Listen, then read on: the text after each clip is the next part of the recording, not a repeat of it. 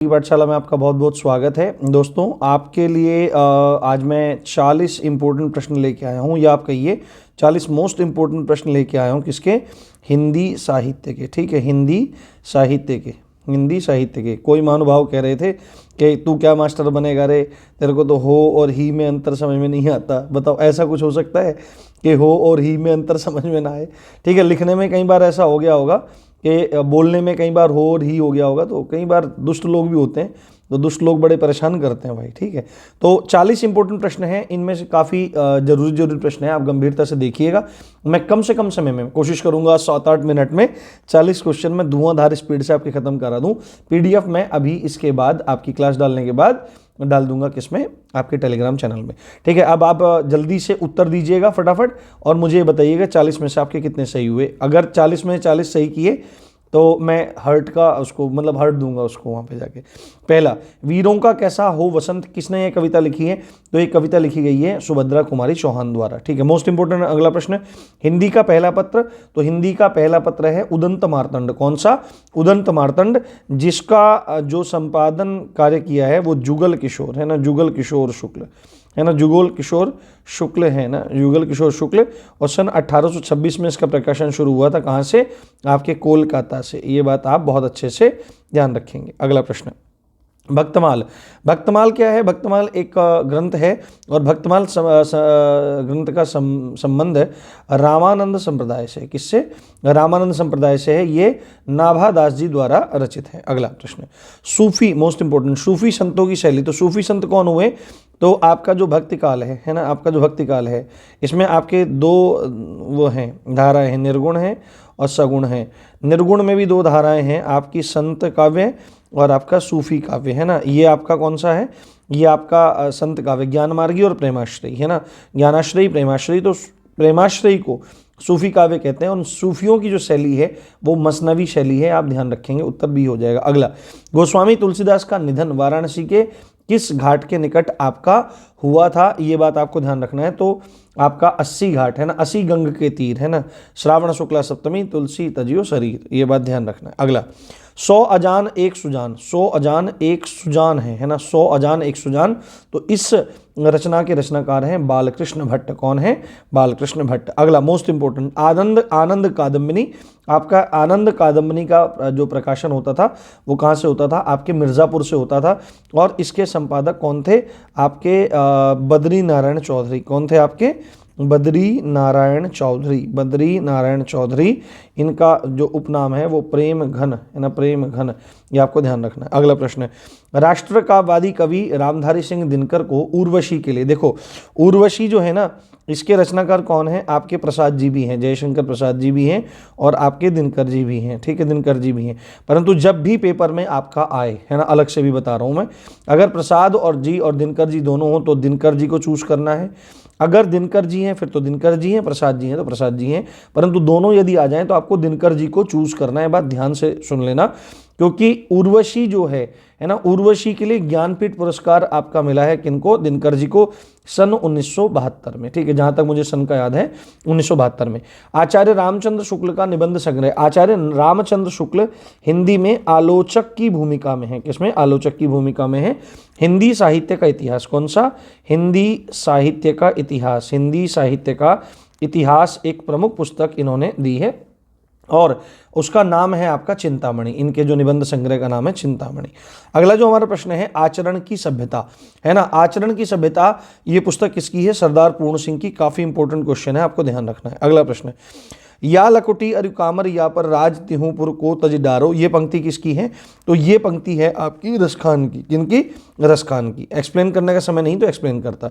भूषण कौन है? तो भूषण की कौन सी है? शिवराज भूषण है ना, शिवराज भूषण।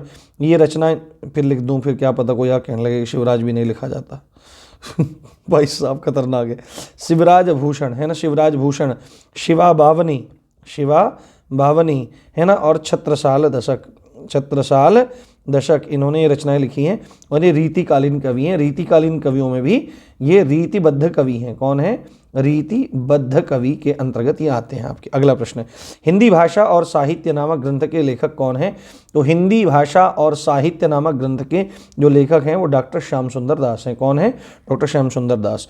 विनय पत्रिका, विनय पत्रिका तुलसीदास जी के 12 प्रमुख ग्रंथों में से एक है। कौन? तुलसीदास जी के 12 प्रमुख ग्रंथों में से एक है। और जो मान्यता है वो ये है कि विनय पत्रिका पर हस्ताक्षर किए थे राम जी ने। किसने हस्ताक्षर किए थे? राजा रामचंद्र जी ने, भगवान श्री रामचंद्र जी ने। इसकी भाषा कौन सी है? इसकी भाषा आपकी ब्रज भाषा है। लोग गलती क्या कर देते हैं कि अवधि लगा देते हैं, क्योंकि तुलसीदास जी की रामचरितमानस अवधि में, सोचें कि विनय पत्रिका भी अवधि में होगी, पर विनय पत्रिका आपकी किसमें है? आपकी ब्रजभाषा में है। आदिकाल में पहेलियाँ, तो पहेलियाँ है ना, पहेलियाँ आपकी मुकरियाँ, ठीक है, आपकी कह मुकरियाँ, ये सब किसने लिखी हैं? तो पहेलियाँ, कह मुकरियाँ, मुकरियाँ ये अमीर खुसरो ने आपकी लिखी हैं। बात ध्यान रखनी चाहिए। कवितावली, तो कवितावली, दोहावली, कृष्ण गीतावली है ना, विनय पत्रिका, रामलला ने छू है ना, ये सब जो ग्रंथ हैं ये सब आपके तुलसीदास जी के हैं, ध्यान रखना है आपको। हिंदी प्रदीप, मोस्ट इंपोर्टेंट, हिंदी प्रदीप एक आपकी पत्रिका है जिसका संबंध भारतेंदु युग से है। किससे? भारतेंदु युग से है। और इसके जो संपादक थे वो आपके कौन थे? वो आपके थे बालकृष्ण भट्ट। कौन थे? बालकृष्ण भट्ट, है ना, ये आपको बहुत अच्छे ध्यान रखना है। अगला, अंधेर नगरी, चौपट राजा, टकेशर भाजी, टकेशर खाजा, भारतेंदु हरिश्चंद्र। परमाल रासो, परमाल रासो के जो रचनाकार हैं वो जगनिक हैं। कौन है? आपके जगनिक हैं। बात ध्यान रखनी है ना। दुल्हनी गावों मंगलचार, हम घरी हमारे घर आए राजा राम भरतार। तो ये जो पंक्ति है ये कबीरदास जी की पंक्तियां हैं, ध्यान रखना है आपको। अगला जो हमारा प्रश्न है, मृगावती, मृगावती जो रचना है वो किसकी है? मृगावती रचना कुतुबन की है। ये काफी इंपॉर्टेंट है, ध्यान रखना है। अगला, आनंद कादम्बिनी, आनंद कादम्बिनी के संपादक कौन है? मैंने अभी बताया, बद्रीनारायण चौधरी प्रेमघन। इसका जो वो होता था आपका प्रकाशन, वो मिर्जापुर से होता था। ठीक है। आधे अधूरे, ये काफी इंपॉर्टेंट है आपका, आधे अधूरे, इसके रचनाकार कौन है? आपके मोहन राकेश हैं। कौन है? मोहन राकेश। आदिकाल के लिए वीरगाथा काल नाम किसने प्रयुक्त किया था? तो आदिकाल को वीरगाथा काल कहने वाले आचार्य रामचंद्र शुक्ल हैं आपके।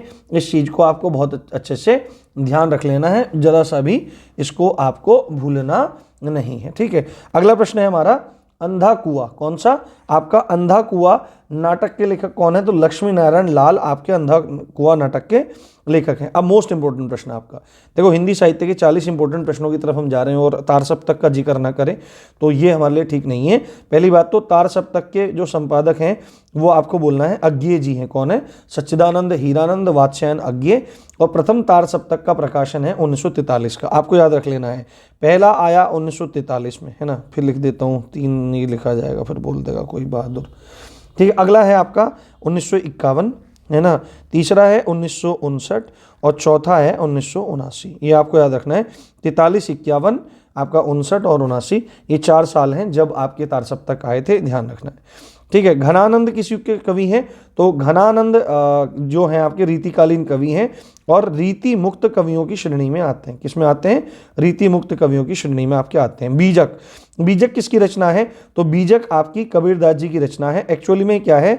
आपकी साखी प्लस सबद और आपकी रमैनी, है ना। साखी सबद रमैनी का जो संग्रह है उसको बीजक कहा गया और बीजक का संग्रह करने वाले कबीरदास जी के शिष्य धर्मदास जी हुए हैं। ठीक है। अगला, डॉक्टर नगेंद्र ने किस युग को स्थूल के प्रति सूक्ष्म का विद्रोह कहा? तो स्थूल के प्रति सूक्ष्म का विद्रोह आपका छायावाद को कहा जाता है, ध्यान रखनी है आपको। ठीक है। मैथिली शरण गुप्त ने नहीं लिखा है ना, तो मैथिली शरण गुप्त ने क्या नहीं लिखा है? साकेत भी लिखा है, कामायनी नहीं लिखा है। कामायनी आपका जयशंकर प्रसाद जी ने लिखा है, ये बात आपको बहुत अच्छे ध्यान रखना है। और कामायनी को छायावाद का उपनिषद कहा जाता है। क्या कहा जाता है? छायावाद का उपनिषद कहा जाता है। यशोधरा और जयद्रथ वध आपकी मैथिली शरण गुप्त जी द्वारा लिखी गई रचना है। देखो, मेरी तिब्बत यात्रा, है ना, और मेरी यूरोप यात्रा, है ना, ये सब रचनाएं जो हैं वो किनकी हैं? राहुल सांकृत्यायन जी की हैं। इनको घुमक्कड़ शास्त्र का जनक माना गया है। किसका? घुमक्कड़ शास्त्र का। अंग्रेजी में अगर आप कहो तो व्लॉगिंग का जनक जो है वो माना गया है आपके राहुल सांकृत्यायन जी को। अगला प्रश्न है, त्यागपत्र किसकी रचना है? तो त्यागपत्र हुई, आपकी सुनीता हुई, है ना, ये प्रमुख प्रमुख रचनाएं किसकी हैं? ये जैनेन्द्र की प्रमुख रचना है। जैनेन्द्र की एक और प्रमुख रचना है, उसके बारे में आप लोग जल्दी से उत्तर मुझे देंगे और बताएंगे। ठीक है, अगला प्रश्न है हमारा, पराधीन सुपने सुख नाही। तो पराधीन मतलब कि जो दूसरों के अधीन होता है उसको सुख कभी नहीं मिलता। ये पंक्ति है आपकी तुलसीदास जी की, पॉइंट आप याद रखेंगे। अगला मोस्ट इंपोर्टेंट प्रश्न, सरस्वती पत्रिका। देखो सरस्वती पत्रिका का संपादन सन 1900 में शुरू हुआ था और इसको शुरू करने वाले थे चिंतामणि घोष। कौन थे आपके? चिंतामणि घोष, है ना। और इसका जो संपादन है, संपादन में पूछा जाता है कि संपादन किसने किया, तो सबसे पहले इसका संपादन मिला था बाबू श्याम सुंदर दास को। किनको मिला था? बाबू श्याम सुंदर दास को। बट 1903 से लेकर सन 1920 तक आपके इसका जो संपादन किया था वो महावीर प्रसाद द्विवेदी जी ने किया था। किसने किया था? महावीर प्रसाद द्विवेदी जी ने किया था। ये काफ़ी इंपॉर्टेंट है, बट यहाँ पे याद रखना है सरस्वती पत्रिका के संपादक थे कौन? महावीर प्रसाद द्विवेदी, ये प्रमुख थे। रामचरितमानस में कांड का सही क्रम है, तो रामचरितमानस में 7 कांड हैं, आपको याद रख लेना है। सबसे पहले आपका बालकांड है, उसके बाद आपका अयोध्या कांड है, ठीक है, उसके बाद आपका कौन सा है? उसके बाद आपका अरण्य कांड है, उसके बाद आपका किष्किंधा कांड है, उसके बाद आपका सुंदर कांड है, उसके बाद आपका लंका कांड है, लंका कांड के बाद आपका उत्तर कांड है। ये क्रम है, आपको ध्यान रखना है। पूछ रहा है इसमें से कौन सा सही है, तो बाल है, उसके बाद अयोध्या है, उसके बाद सुंदर है, उसके बाद लंका कांड है, बीच बीच में छोड़ के दे रखे हैं, पर एक क्रम पूछ रहा है, तो डी आपका सही हो जाएगा। अगला प्रश्न, किस कवि को कवियों का कवि कहा जाता है? तो शमशेर बहादुर सिंह को कवियों का कवि कहा जाता है। प्रेम सागर किसकी रचना है? तो प्रेम सागर आपके लल्लू लाल की रचना है। अगला जो हमारा प्रश्न है, काशी नागरी प्रचारणी सभा, काफी इंपॉर्टेंट प्रश्न है आपका। काशी नागरी प्रचारणी सभा की स्थापना सन 1893 में। काशी नागरी प्रचारणी है तो स्थान भी होगा आपका काशी, यानी कि आज की वाराणसी या आज का बनारस आप कह सकते हैं। और इसके शुरुआत करने वाले कौन थे? तो राम नारायण मिश्र। कौन थे? आपके राम नारायण मिश्र हैं। कौन है मेरे भाई? राम नारायण मिश्र हैं। और दूसरे आपके शिव कुमार सिंह हैं। कौन है? शिव कुमार सिंह इसके रचनाकार हैं। अगला, अपने अपने पिंजरे आत्मकथा किसके द्वारा लिखी गई है? तो मोहन दास नैमिषराय। किसके द्वारा? मोहन दास नैमिषराय द्वारा ये लिखी गई है। द्विवेदी युग का नामकरण हुआ है किसके नाम पर? महावीर प्रसाद द्विवेदी जी के नामकरण पर हुआ है। 11 मिनट है ना, ऑलमोस्ट 12 मिनट हुई हैं और 12 मिनट में आपके 40 क्वेश्चन खत्म हो गए हैं। ठीक है, तो बहुत गति से मैंने इनको करवाया है, तो इसी अच्छी बात के साथ चलिए, ज़्यादा समय बर्बाद नहीं करते, आप पढ़िए। मैं और भी चीज़ें आपके लिए लेकर के आ रहा हूँ इसी अंदाज में। अगर चीज़ें अच्छी लगी हैं तो चैनल को सब्सक्राइब ज़रूर कर लीजिए और वीडियो को लाइक भी कर दीजिए। ठीक है, धन्यवाद।